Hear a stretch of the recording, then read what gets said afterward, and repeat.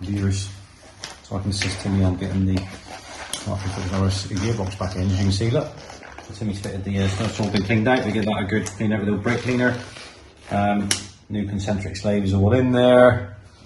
There we are, look. So it's not a straightforward bolt it on. That'll do on this. It's not because it's you've got two drive plates. The splines need to be, obviously, the splines need to be lined up on both drive plates, or else you ain't going to get an input shaft in here. So that takes a little while too, doesn't it? So we've like used paint marked it up, and you know, if you come and zoom in, look, you'll see that. I don't know if you can, look, let me hand away the camera there, look. So you'll see that the paint line that we've done so that all the splines line up. Alright. Ideally, which we've which we've already spoke about with Ben from TT Racing, is if you had a male, the invert shaft, one of these, look.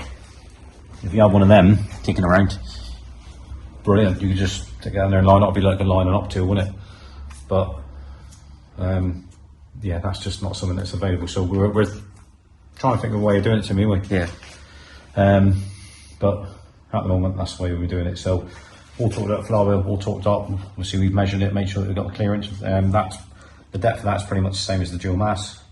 And then the clutch, you say 215, so it's a bit more compact than the 230s in Phil's RS. And lined it all up, all torqued up, 22 newton meters on these.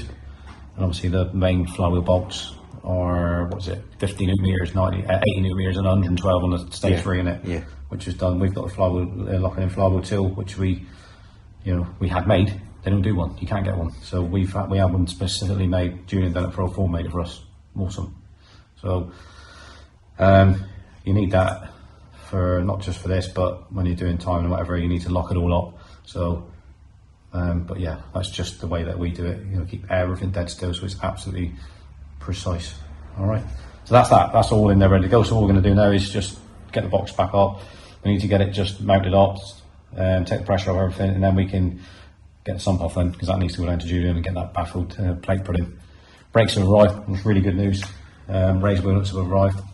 We'll share that with you. So once we got all this bits and pieces off the bench, we can then get the big brake kit on, put it all lay it all on the bench, talk about it, photograph it and all that sort of stuff. So coming soon. Right, guys and girls, let's get right to it. Let's not mess around here. Bang, there we are. So this is another one of our big brake kits. This time, Ford Performance Blue. Looks really cool to me, doesn't it? Yeah. It's nearly as close as the... It's close, isn't it? It's very close. With the braided lines. Lovely. Right, so the usual 8-pot, as you can see, it says on the side. 8-piston progressive calipers. Monsters they are. So this is what Richard's having. This is what he's come down for. Braided lines, that's front and rear obviously. All the bracketry, bulkhead, discs. Right, this is new. So as we showed you on Monty's where you had the M Sport, so what the high spec have done for us, now this is going to be a standard thing now. The MJP logos around on the bell. Alright, which is pretty good. So this one is basically has a 15mm spacer built into there, studs built in. So it's sort of like recreates what I don't know what you're doing. Yeah, but on the rear we use because he has got optional discs on the rear, but they're the same offset as stock one. So for a 15mm hub-centric wheel spacer on the back will equate to about the same as that on the front. So we've done this many times, so it works and it's fine. And then what he's going to do is he'll come back for the rear setup a bit later. Or he might well be phoning me up and telling me to do the rear setup, but it's cars here. And I'll tell you the reason why that is. Because there's a massive update. Yeah, there's a huge update. We'll move on for that in a sec. But yeah, we've got all your bracketry, as it says here, look. It is RS, look, because it says RS3, 395, or 32. Right. Roberts is going to be a bit different. Which we'll talk about. His is going to similar, but different. Is that right to me? That's it, yeah. We go on to that later. Right, the pads. So these are DS2500s, and they're all marked and they're all engineered. So they have to go in the right place. 1, 2, 3, 4, 1, 2, 3, 4. So, but for those of you who follow the channel, you would have seen this before also, but it's pretty awesome, yeah. So that's, well, this one, and then we got Roberts, which is a faux kit all the way around. He's having orange calipers with black logos. Same as what I've got on my Mark 3 Phil's RS, which I forgot I had one, to be honest. I haven't seen it for so long. But that hopefully is coming to an end on Sunday, where I'll be bringing my car back. I'll probably forget how to drive the thing to me, yeah? Yep. But anyway, so that's just giving you an idea of what it looked pretty cool on the performance blue. Because that's what he wanted. So he's got the normal blue up, as you can see, which is the normal like rubber blue, azure blue, non-nitrous blue, whatever you want to call it, sky blue. This is what the code is that we use. And he wanted to move on to full performance blue. And that's what we've done. So just what we would share that with you. And then we'll do another video when we fit it. Now, this was desperate to get this produced.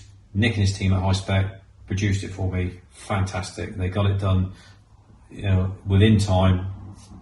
You know, really appreciate it, and you know that's fantastic. That's the sort of relationships we have with our suppliers. All right, but unfortunately, due to unforeseen circumstances, it's no longer desperate. I've still got it here, and that's really important, but it's no longer desperate. And the reason why it's not desperate anymore is because, so this customer, we had the car for, we dropped it off on Sunday. I had 3 days to get big brake kit done, balance shaft delete, baffled sump, which is there, look, that's our baffled sump, which is all in there. That's all our own baffled sump, it's not a mount tune one. This is our own design, all right, which is done. So Julian down at Proform is sorted out for us, laser industries that are local to us. That's all catted up and cut and whatever, so that's all done. But anyway, so it would have been done tonight. Yeah, well that was the idea, wasn't it? And then, well, so the clutch, twin plate clutch, which so what we thought we would do is do the gearbox first. You can probably see the back of it. Pain in the butt one. Yeah, do the gearbox first, run it to me. We'll get that done. It's right on time. Brilliant. You know, come in early this morning, fantastic. Let's get the sump all bonded up, you know, because we obviously all been cleaned up, get it all up, bang, done. And things have changed. Now, all I can say is Richard won't be taking this car back to Essex tomorrow. All right, and it's a bit of a just luck that we were doing the baffled sump, really, because if I wasn't dropping the sump down, I would not have found what I found, which is it's negative and positive to me. It's negative because of what I found, but it's positive that I found it. He drove this car down from Essex because it would have blown up. All right, there's no question about that. You know, and he would have been driving away from me. I wouldn't have known nothing about it because I wouldn't have tucked the sump down. Why would I have? You know, I wouldn't have known what I'm going to explain to you now. So it wouldn't have been nothing to do with me, but it would still would have been nice for him, really, would it? Blimey, I've just done that work done at MJ Performance. I've drove a lot of the car's blown up. It might not have, but it's a time bomb. And the reason why it was a time bomb is so when we dropped the sump down,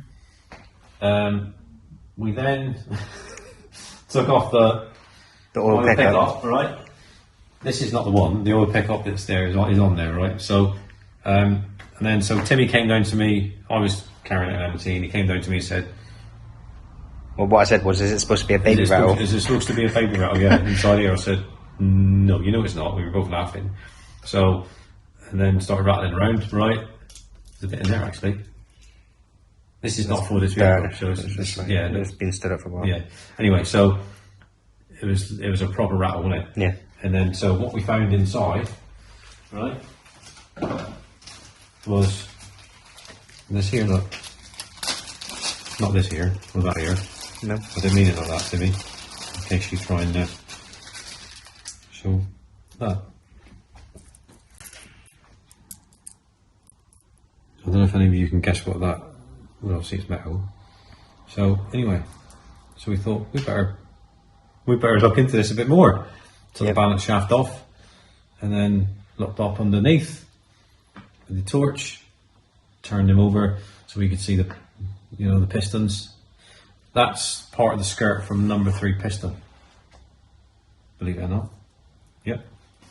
So the number 3 piston's only got half of the skirt on it. One side, the other side's gone. It's there. Right now, obviously there might be some other bits floating around there. I don't know. And that oil pickup was and the blocked.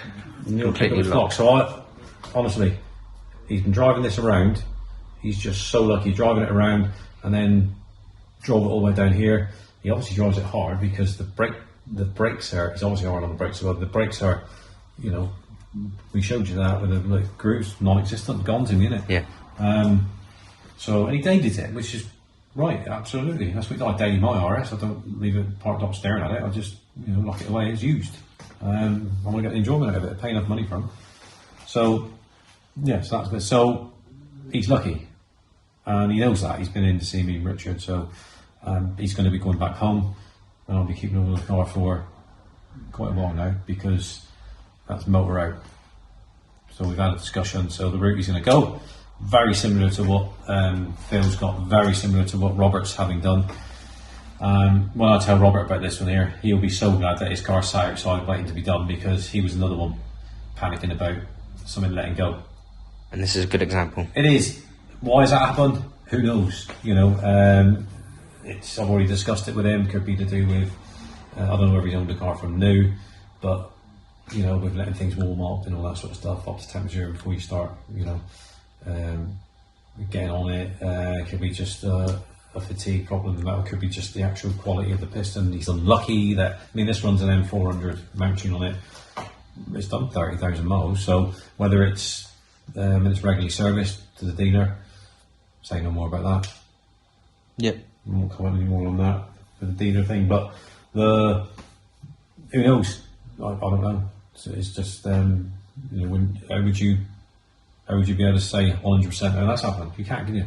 So we're going 2 litre block. We'll go Arrow precision rods. We'll go Arrow precision crank. We'll go Mala Motorsport pistons. All the ARPs to everything. It would just be we're going to mess around. So this is ended up going to be a bit of a big project as well. I've got Roberts out there as well, so this is great. But yeah, so it's something to share with you guys and girls because it's it's just sprung on us and we thought, hang on a minute, and then it goes from that to what I've just explained, what now is being done on this car. And I'm sure you'll think about other things while it's here, but the thing's all stripped. So the next thing is like pull the front end off it, get the motor out, and then we'll crack on with that. He wants the block we're going to be painting in performance blue.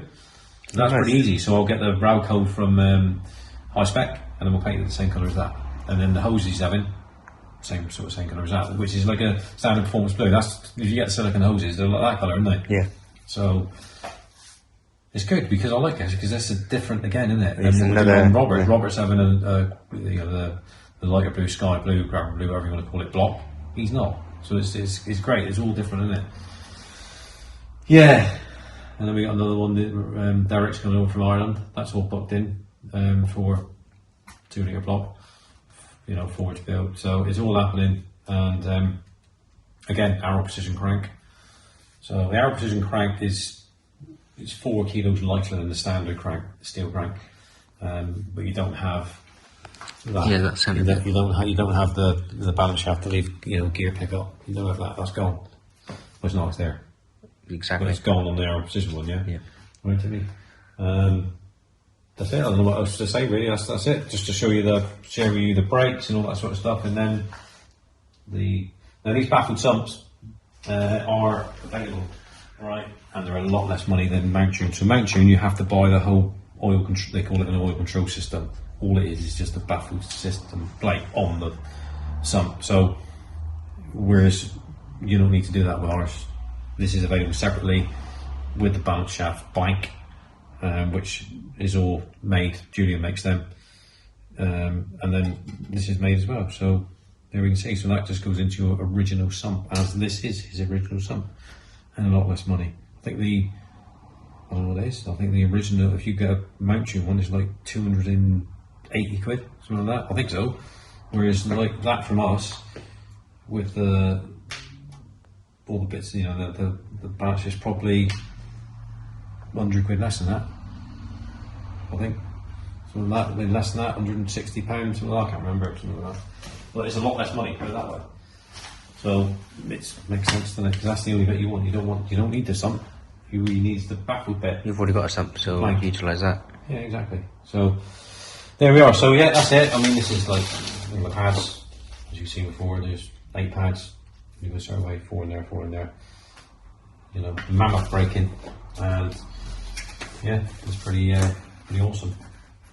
So we will, as I'm doing this up there, we're done, aren't we? Yeah. That's it. So, usual thing. We will get you regular updates on this, what we're doing on this, and Roberts, and loads to do. So, usual thing, yeah. Like, subscribe, hit that bell notification button, comments down below. I'm sure there'll be a few on this and what's happened there. And yeah, we'll catch up very soon. Ciao.